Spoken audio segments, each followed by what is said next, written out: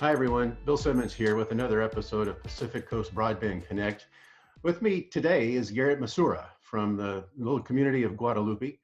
Garret, thanks for being with us and appreciate you being here. Can you tell us a little bit about Guadalupe, get folks familiar with the town? Sure. For anybody who is not familiar with the town, Guadalupe's little place, about between 7 to 8,000 people. We are west of Santa Maria, so we're between Santa Maria and the water. We're only about 4 miles or so from the ocean. Guadalupe Dunes is a great point of interest for any of you movie buffs out there. It's where they film movies like the Ten Commandments. So there's all sorts of neat stuff there. There's a dune center here in town. It's got a lot of great history. There's a historical society. So No tons idea. of, Wow, that's cool. I had no idea. yeah, it's really neat. The town has actually been around since the mid 1800s. And at one point, believe it or not, it was bigger than Santa Maria. It was considered the hub of the area. So Guadalupe's got some really neat history. It's got a downtown that a lot of people seem to know about and like a lot, but it still retains its small, quaint, uh, the small town feel that I think a lot of us here on the Central Coast come to the Central Coast for. Really cool. Now, I want to talk about broadband, but there's another piece first before we get there, and that is you've been really active in helping to put together this downtown business group, business council. What's that about? Well, this year we formed the Guadalupe Business Association, um, and we picked a challenging year to do this in the midst of COVID.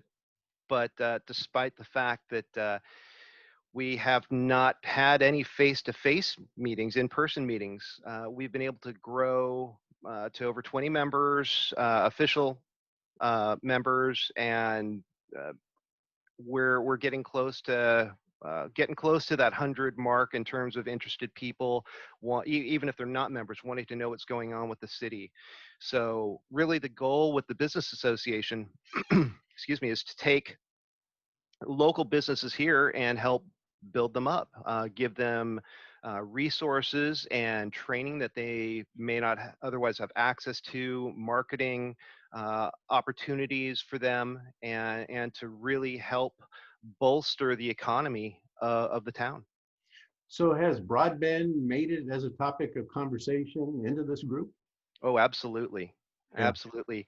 Um, Broadband is not super readily available around town. The downtown corridor, a lot of the businesses there apparently lack it. City Hall does not have a dedicated broadband to the same degree that other cities do, to my knowledge. And there are so many things that broadband can do as a great equalizer for communities, and to be able to get broadband here throughout the city proper for everybody would be pretty amazing. But you come from a place where you understand the business, you understand the web, professionally speaking. I imagine you see a lot of transformational possibilities here. Absolutely.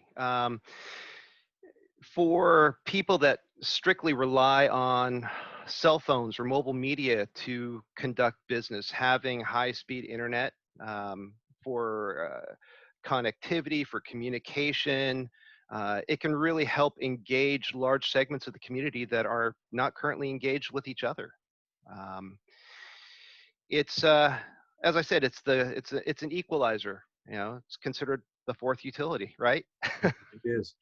So my last question is Happy New Year. This is Happy New Year. 2021. Do you see some next steps in terms of where the conversation should go in your community? Absolutely. I, I think I think getting the idea of broadband out to the community at large is going to be a huge first step. To people that work in the industry, or at least tangential to the industry, broadband means a specific thing to us. But Yeah. if you don't deal with it day in and day out, I think it's important to make sure that you marry the concept of broadband to the general population in a way that's meaningful to them. what does it mean to them? You know, that's how you get community buy-in, when they understand what it can do for them, and when they also feel like, oh my gosh, it's another cost I'm going to be throwing out there. When people can understand that bringing in a utility like broadband can actually help save them money over time, can help make their lives better, can help the local economy uh, really really grow in a time when so many smaller communities around the United States are struggling. Well, we're going to be looking to Guadalupe, your new association, yourself in terms of civic leadership. You know, it's an exciting time. And Guadalupe is just the right size where you can do some things and it's so small, and yet the outcomes can be really big. And so we're Absolutely. excited. And I just appreciate you taking the time with us today and introducing you as Guadalupe's advocate. And thank you for your support of the Broadband Consortium as well. Well, thank you for having me on here. Happy New Year to you, and I'm excited for what 2021 has to bring. Thank you.